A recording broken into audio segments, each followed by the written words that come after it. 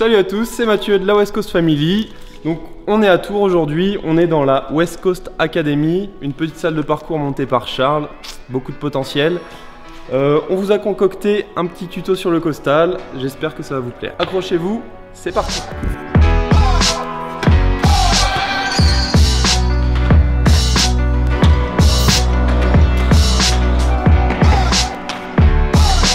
Ok, donc ce qui est très important pour faire un bon costal, c'est déjà d'avoir une très bonne course d'élan.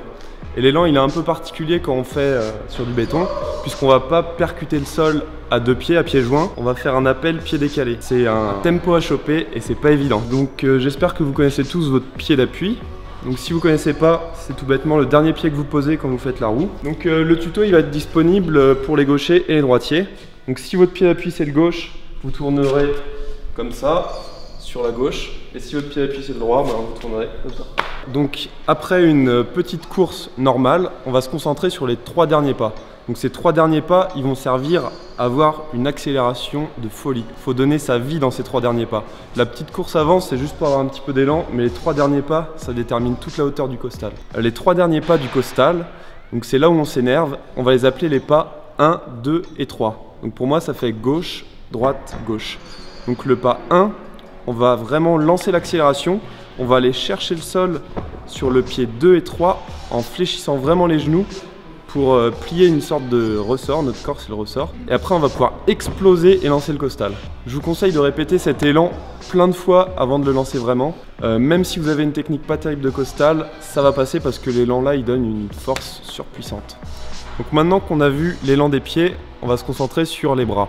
Mais si vous n'êtes pas encore sûr sur vos pieds, vraiment, répétez, répétez, jusqu'à pouvoir vraiment ne plus faire attention aux pieds et faire attention qu'aux bras. Donc maintenant, on va voir la chorégraphie de l'élan des bras. Donc ça se passe sur les pieds 2 et 3. Donc au moment où on arrive fléchi sur les pieds 2 et 3, c'est là que commence la chorégraphie des bras.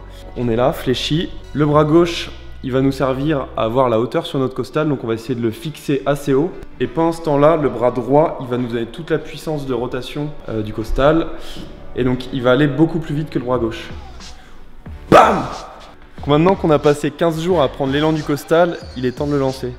Donc voilà, je vais créer un petit spot là pour lancer les premiers costals. Maintenant qu'on maîtrise bien l'élan, on va utiliser cet élan. Et en fait, le but, ça va être de se retrouver en position groupée sur le dos. Comme pas en costal, sur le tapis. Et hop, le fil. Petite démo.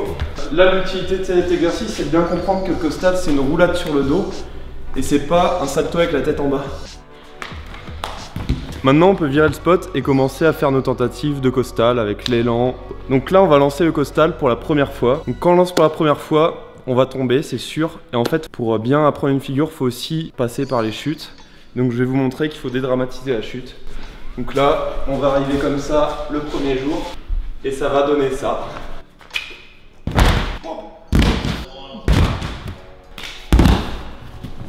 Et c'est pas grave, parce qu'on va en faire plein des chutes.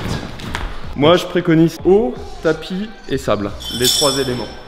Maintenant qu'on a pris à peu près 50 tôles, on va se concentrer sur la technique, on n'a plus peur de tomber. Donc là, c'est le moment de vraiment exploser vers le haut et bien grouper jusqu'à la fin. Le premier niveau, c'est de faire costal et de ratterrir pieds joints. Le deuxième niveau, si vous êtes à l'aise, que vous avez un peu de hauteur, c'est de ratterrir à un pied.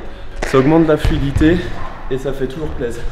Donc ce que je vous conseille pour ceux qui veulent vraiment se donner les moyens financiers d'y arriver en acrobatie, je pense qu'on peut accélérer sa progression x4, x1000 en achetant un trampoline de jardin. C'est l'idéal pour vraiment apprendre les acrobaties, avoir le temps en l'air de se repérer.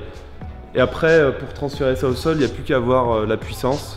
Et on l'acquiert aussi en faisant du trampoline, enfin ça aide. Une belle progression, c'est commencer par le trampoline, après faire dans l'eau, faire dans le sable, faire dans l'herbe. Donc pour conclure ce tuto, n'hésitez pas à regarder la vidéo au ralenti et même à vitesse réelle pas mal de fois. Vous imaginez le faire bien visualisé avant de le lancer.